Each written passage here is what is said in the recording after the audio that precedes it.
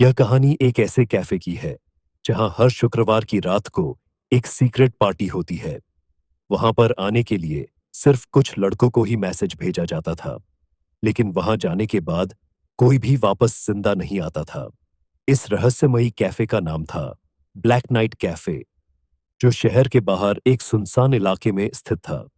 अब की बार इस कैफे के निशाने पर एक 19 साल का हैंडसम लड़का था, जिसका नाम था रवि। रवि एक कॉलेज में पढ़ने वाले हैंडसम और रोमांटिक लड़का था, जिसको देखकर हर लड़की उसकी ओर खींची चली जाती थी। रवि को शुक्रवार के दिन कॉलेज से आते समय उसके बाइक पर एक रेड कलर का एक कार्ड मिला।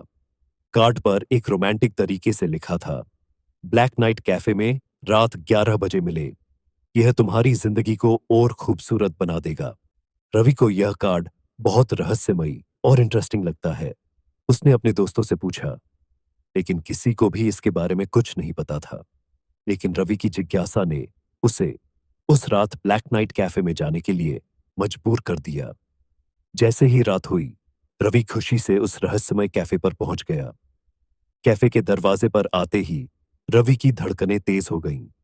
जैसे ही रवि अंदर गया, तो उसका सामना चार बेहद खूबसूरत लड़कियों से हुआ। उन सभी ने रेड कलर की ड्रेस पहन रखी थी और उनकी आंखों में अजीब रोमांटिक चमक थी।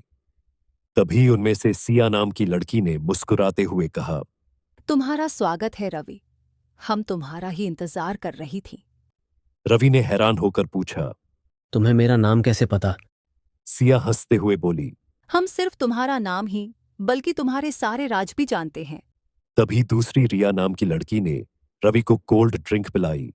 फिर वे सब लड़कियां रवि को एक सीक्रेट रूम में ले जाकर उसे कहती हैं, हमारा क्लब सिर्फ उन्हीं लड़कों चुनता है जो बहुत अट्रैक्टिव और हैंडसम होते हैं।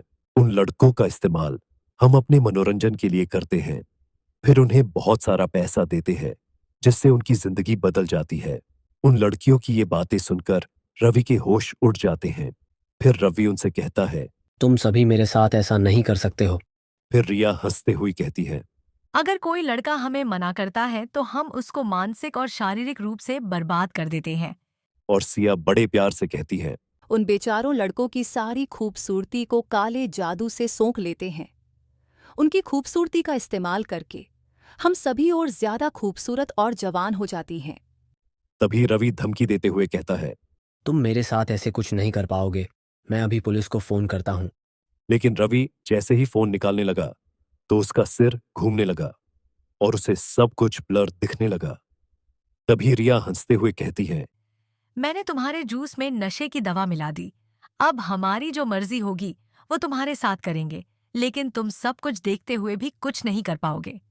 रवि बेहोशी की हालत में लड़कियों से बचने की कोशिश करता है। अब कहानी में एक नया मोड़ आता है। जैसे ही लड़कियां रवि को पकड़कर कुछ करने ही वाली होती हैं, तभी जोर से दरवाजा टूटने की आवाज आती है। सभी लड़कियां घबराकर देखती हैं, तो उन्हें एक लड़की हाथ में चाकू लिए दिखती है। सिया उसे देखकर कहती है, तुम कौन हो जो हमारे काम के बीच आ रही हो? तभी वो लड़की कहती है, मैं मीरा हूँ। मैं रवि को बहुत पसंद करती हूँ। उसका पीछा करते हुए मैं यहाँ पर आ गई।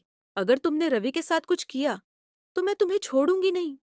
लेकिन तभी रिया पीछे से छिपकर मीरा के सिर पर डंडा मार देती है, जिससे मीरा नीचे गिर जाती है। तभी रवि मीरा को देखकर कहता है, मीरा, तुम अभी भी मुझसे प्यार करती हूँ। मैंने कॉलेज में जब तुमने मुझे सच्चे दिल से पर्पस किया था, तो मैंने सबके सामने तुम्हारा मजाक उड़ाया था। तभी सिया हंसते हुए कहती है, अब तो और भी ज्यादा मजा आएगा। हम तुम दोनों को अपने मजे के लिए सब कुछ करने के लिए मजबूर करेंगे। रिया कहती है, मीरा इससे बहुत प्यार करती है ना, तो उसके सामने हम रवि को परेशान करेंगे तो बहुत मजा आएगा। फिर रिया धीरे धीरे रवि की ओर जाती है, तो तभी वहां पर पुलिस आ जाती है और पूरी लड़कियों की गैंग को पकड़ लेती है। रिया घबराते हुए कहती है, ये पुलिस पुलिस कहाँ से आ गई?